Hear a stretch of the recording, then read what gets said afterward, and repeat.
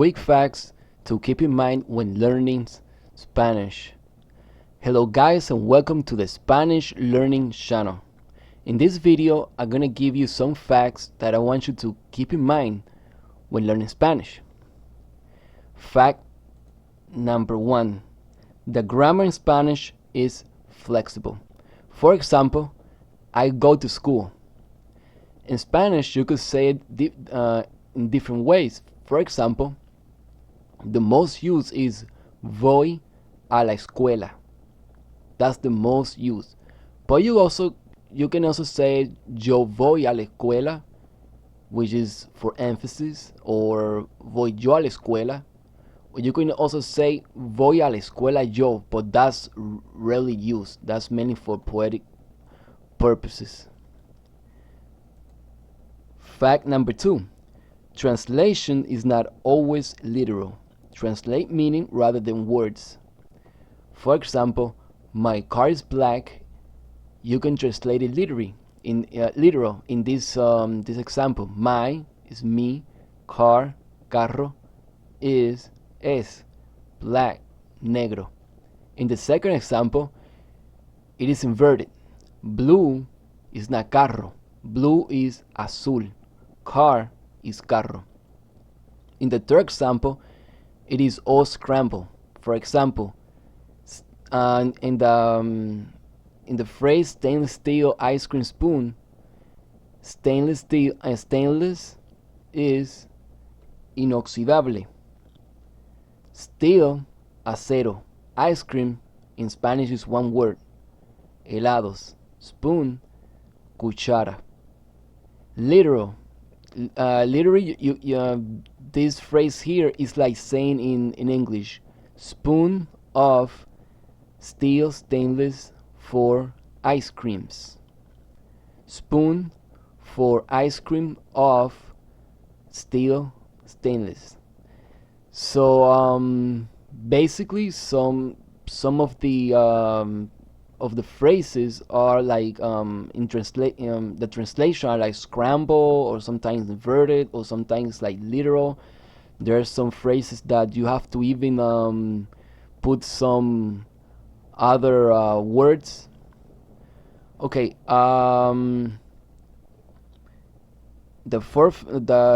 fact number 4. Fact number 3. Spanish is a gendered language. For example, the phrase the red truck, el camión rojo. Notice that the article da is el, and the color red is rojo. But in the second example, the red flower, da is la, and red changes to roja. Why? Because camión is a masculine noun, so it's compatible with el camión rojo. And flower, which is flor, is a feminine noun, so you cannot say el flor roja or el flor rojo. You have to say la flor roja.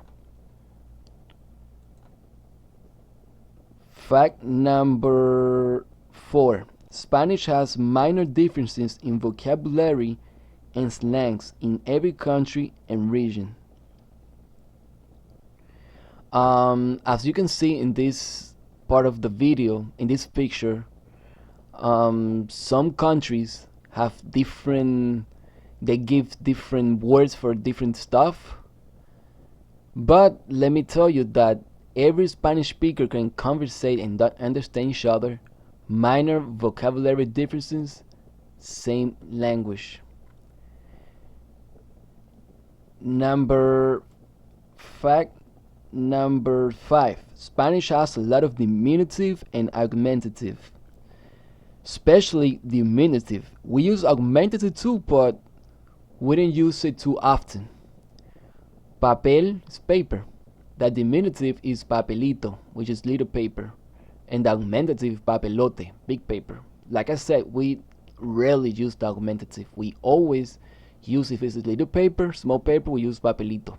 Sometimes we say papel chiquito, but most of the time we say papelito. The diminutive is not only to express to say the size, but also to express affection and to express complaint, depending on context. Fact number 6. Spanish almost don't have phrasal verbs, just a few. For example, the phrasal verb hang up, to end a phone call, we say colgar. Take off, like to start to fly, despegar. Take off, to remove something, is quitarse. Now, these two examples are two of the few phrasal verbs that we have in Spanish. Reírse de, which means to make fun of someone. We also have a verb. We also have a word, burlarse. Dar con means to find. And we also have a word, encontrar. Fact number 7.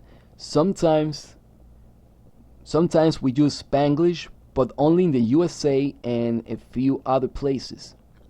Please note that the usage of Spanglish is just a fraction of the words when speaking Spanish.